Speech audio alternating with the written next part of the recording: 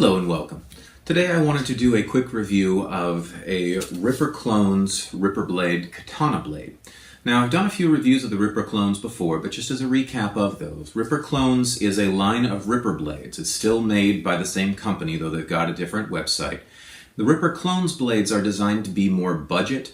I don't want to use that as a pejorative, but basically the idea is that less work goes into them so they can bring the price point down. A standard Ripper blade has tons of lightning from the bottom to the top. The Ripperclones, it's the same blade, just a little bit less polish on the edge and a lot less lightning, and the lightning's only on one side. The effect of them, though, is still pretty phenomenal, and in some cases it might even be preferable to the excess of lightning, because you end up with just this accent down towards the bottom, and you get to keep it all clear up here. Alright, the particular blade that I wanted to talk about today is this one, which is the Katana blade. And this is easily recognizable. If you've ever had or seen a katana, this is the blade for it. It contains that distinctive sort of bowed edge to it.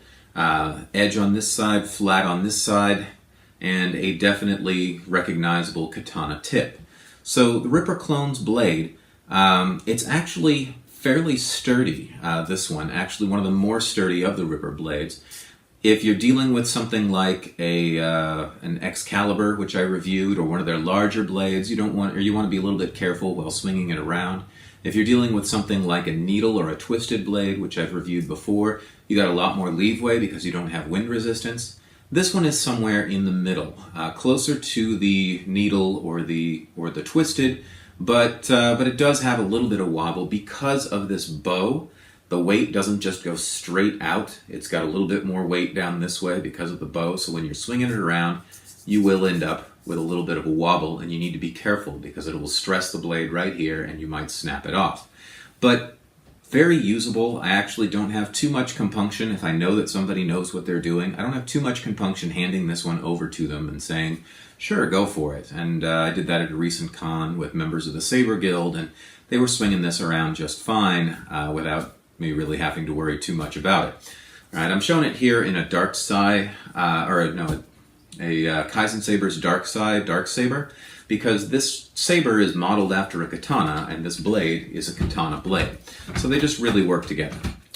All right, so exactly what you would expect from a blade called the katana blade, you end up with, wait for it, a katana blade, and it's made by Ripper Blades, so it's got that, it's got the quality and it's got the detail that you'd come to expect from them.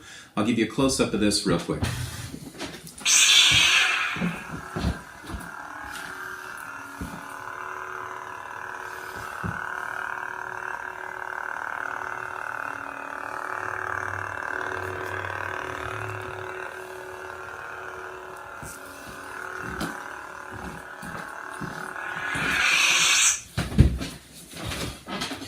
Now, the only downside to this blade is just like with the other Ripperclones, because we're dealing with so much room that isn't etched with the lightning pattern, it is prone to getting scuffed. And any scuff that you get in there may not be too visible when the blade is off, but as soon as that blade lights up, it's going to glow.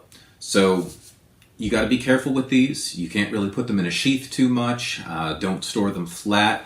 Keep them wrapped in something when they're not in use, or keep them on a wall somewhere. If you take care of it, this is a phenomenal blade. If it starts to get scuffed up, it's going to be a phenomenal blade with some glowing scuffs on it. But it is a little bit more prone to that than the standard Ripper blade because all the lightning will hide any scuffs. This one, not so much so.